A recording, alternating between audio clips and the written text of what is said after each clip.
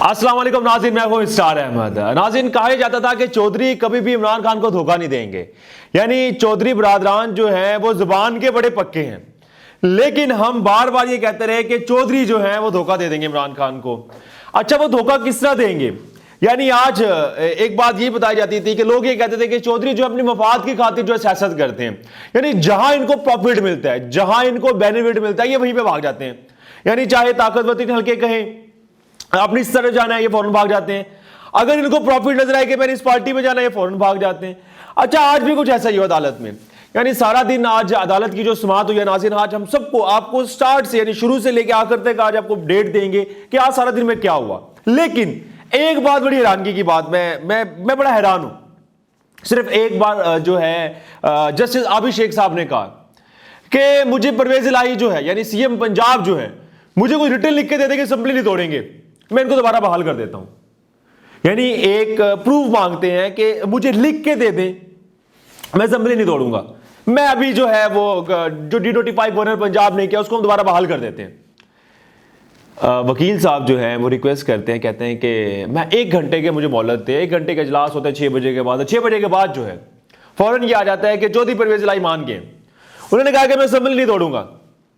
और आप अगर ये सोचते हैं कि नाज़रीन क्या परवेज इलाही बिक गए हैं, तो नाज़रीन हम आपको बताते हैं कि परवेज इलाही जो है क्या असेंबली तोड़ेंगे नहीं तोड़ेंगे, बड़ी प्रूफ के साथ। यानी आप ये समझें कि हमारे जो सोर्स जराए हैं, कुछ बहुत अच्छे दोस्त हैं जो वहाँ पे जो है उस वक्त मौजूद भी थे, और बाकायदा ज़मान पार्क के अंदर जो मीटिंग हुई है वो सारा अहवाल जो है आपको हम अपडेट करेंगे कि चौधरी परवेज इलाही ने वाकई धोखा दे दिया इमरान खान को, हम ये आपको बताएंगे। लेकिन आज सबसे पहले स्टार्ट के अंदर बात करते हैं। आज अदालत के अंदर जो है वो एक आप ये समझे कि जब रात तकरीबन 1-2 बजे के करीब जो है गवर्नर पंजाब ने डिनोटिफाई कर दिया परवेज इलाही को।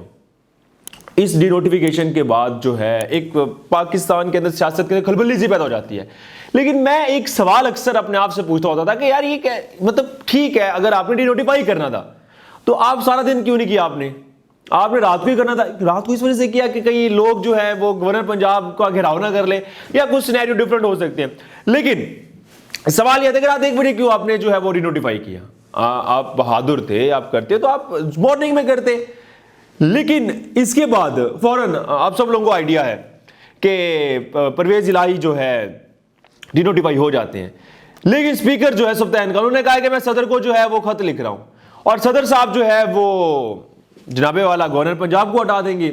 यानी आइन और कानून, जिस तरह ये आइन को नहीं मानते इसी तरीके से हम भी आइन को नहीं मानते। सदर साहब जो है वो पीटीआई के हैं, परवेज इलाही ने जो है अगर हटा दिया है। लेकिन ये जो बात जो थी, अब ये समझे फवाद चौधरी ने भी ये बात की, यानी रात को जो है बड़ी डिटेल के साथ उन्होंने बात की। लेकिन सुबह के वक्त जब अदालत ओपन होती है, जब एक पिटीशन दायर होती है, पिटीशन दायर होने के बाद जो है बड़ी एक लार्जर बेंच तश्कील होता है। लार्जर बेंच तश्कील होता है उस वक्त जो है लार्जर बेंच की आप ये समझे जस्टिस फारूक हैदर जो है वो सरबराही कर रहे होते हैं। अब जब उनके पास केस आता है ना, वो माजरत कर लेते हैं, कहते हैं जी मैं केस जो है वो ये नहीं सुनूंगा। लेकिन ये बड़ा दुख और अफसोस की बात है कि केस जो है वो नहीं उन्होंने सुना। तो अब ये मामला लटक ना जाए, कल छुट्टी है, सैटरडे संडे है, अदालत की तो छुट्टी हो जाती है, तो फिर क्या मामला होगा? यानी इतना बड़ा सूबा है। अब जो वहां पे जो लार्जर बेंच तश्कील दे रहे थे, उन्होंने फैसला किया कि हम चीफ जस्टिस को खत लिखते हैं और चीफ जस्टिस साहब को जो है वो सारी बातें बताते हैं क्या मामला हुआ है। जस्टिस जो है उन्होंने जो है माजरत कर ली है। तो इसके बाद नाज़रीन जब बेंच टूट जाता है तो जस्टिस आबिद शेख जो है नॉमिनेट होते हैं, और ये नॉमिनेट होते हैं, और नॉमिनेट होने के बाद ये जो है इजलास की जो है नुमाइंदगी करेंगे और यही सुनेंगे और यही फैसला करेंगे कि क्या सीएम पंजाब परवेज इलाही जो है वो डिनोटिफाई होंगे नहीं होंगे। मामला चलता है। मामला चलने के बाद जो है काफी बात होती है। जैसे मैंने आपको कल पिछली वीडियो में बताया था, पिछली वीडियो में ये मैंने बड़ी डिटेल्स में बात बताई थी कि देखें जी परवेज इलाही जो है वो नहीं मुकर रहे एतमाद की तारीख से। रूलिंग किसने दी थी? स्पीकर ने दी थी।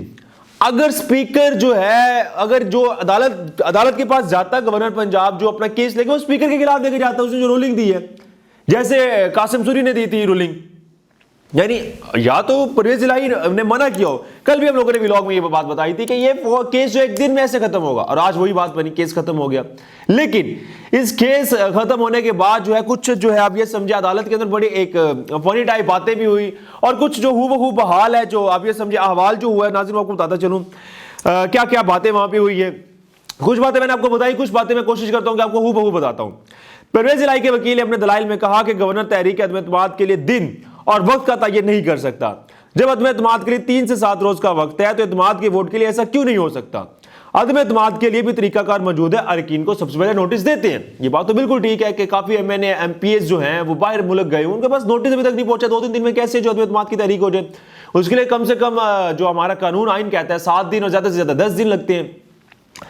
इस दौरान अदालत ने इस्तफसार किया कि रूल्स के मुताबिक क्या इसी दौरान वोटिंग नहीं हो सकती, जिस पर अली जफर ने कहा स्पीकर का इख्तियार है कि वो एक ही दिन नोटिस और वोटिंग करा सकता है। अली जफर ने कहा जरूरी है कि अगर स्पीकर वोटिंग के लिए दिन मुकर्रर करे और वजीर आला कहे कि एतमाद का वोट नहीं लेता तो गवर्नर कोई ऑर्डर पास कर सकता है। गवर्नर ने एतमाद का वोट के लिए स्पीकर को खत लिखा। वजीर आला ने एतमाद का वोट देने से इनकार नहीं किया। इजलास स्पीकर को तलब करना और वजीर आला खुद सेशन नहीं बुला सकता।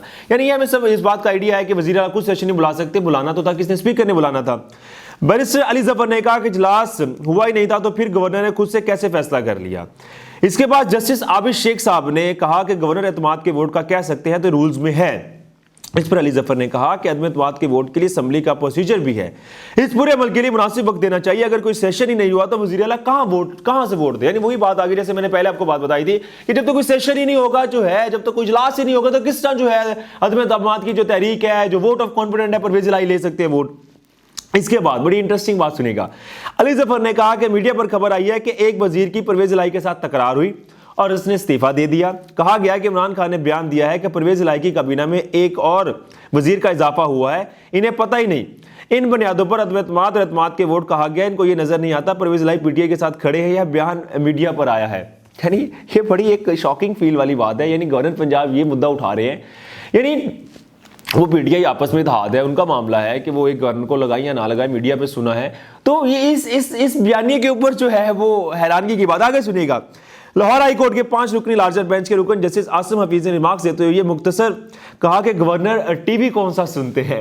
यानी गवर्नर साहब जो है वो टीवी कौन सा सुनते हैं, जिस पर अदालत में बहुत बड़ा कहका लगा। यानी ये बात बड़ी अच्छी है कि ये जो बात उन्होंने मेंशन की है नोटिफिकेशन के अंदर, आप भी कौन सा टीवी सुनते हैं, आप जो है वो टीवी बताएं, टीवी का नाम बताएं।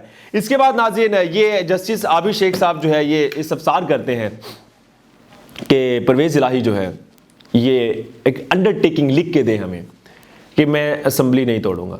तो हम जो है वो कुछ सोचते हैं, इसके मुतालिक फैसला करते हैं। 1 घंटे की पिटीशन दायर होती है, तो 1 घंटे का इंतजार किया जाता है। अब इस इंतजार के बाद फौरन परवेज इलाही जो है वो साइन कर देते हैं और रिटर्न लिख के दे देते हैं कि मैं असेंबली नहीं तोड़ूंगा। अब सब लोगों के माइंड के अंदर ये सवाल आ रहा है कि परवेज इलाही धोखा देंगे। परवेज इलाही ने इमरान खान को धोखा दे दिया। यानी जैसे मैंने पहले कहा था कि परवेज इलाही जो है मफादात की खातिर सियासत करते हैं, तो नाज़रीन ये गलत है, ऐसा कतई नहीं है। परवेज इलाही ने इमरान खान को धोखा नहीं दिया। यानी जो अगली जब तक पेशी नहीं आती तब तक जो है असेंबली परवेज इलाही नहीं तोड़ेंगे।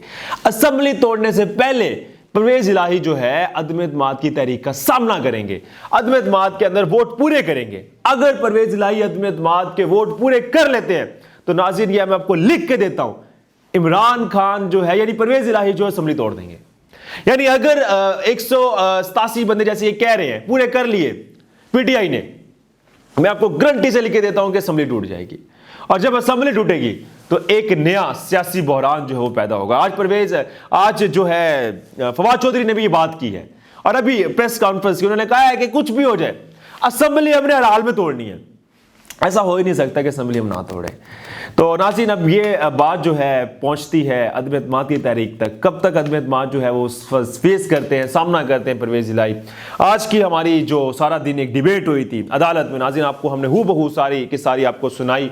होपफुली आज आपको हमारी इंफॉर्मेशन व्लॉग पसंद आया होगा। अगर आपको हमारी इंफॉर्मेशन और व्लॉग पसंद आया हो तो कमेंट सेक्शन में जाएं, कमेंट का इज़हार करें। Thank you so much. Allah हाफिज़।